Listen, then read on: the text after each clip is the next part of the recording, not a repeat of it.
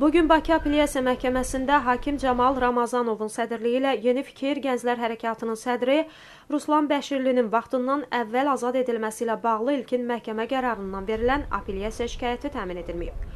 Bu barədə Obyektiv TV-yə Bəşirlinin vəkili Tahir Xanaliyev məlumat verib. Vəkil hakimin ilkin məhkəmə qərarını qüvvədə saxladığını və şikayətin təmin edilmədiyi barədə qərar verdiyini deyərək, qərardan kassasiya şikayəti veriləcəyini bildirib. Qeyd edək ki, Bəşirlinin ilkin instansiya məhkəməsi 22 avqust 2011-ci il tarixində bir sayılı cəza çəkmə müəssisəsində hakim Azər İsmayılovun sədrliyi ilə keçirilib və Ruslan Bəşirlinin vaxtından əvvəl azad edilməsi ilə bağlı müraciəti təmin edilməyib.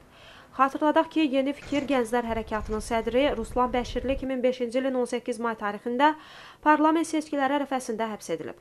2006-cı ilin iyulun 12-sində Bakı Ağır Cinayətlər Məhkəməsi Ruslan Bəşirlini Cinayət Məcəlləsinin 278-ci maddəsi ilə hakimiyyəti zorla ələ keçirməklə təqsirlə bilərək 7 il müddətinə azadlıqdan məhrum edib.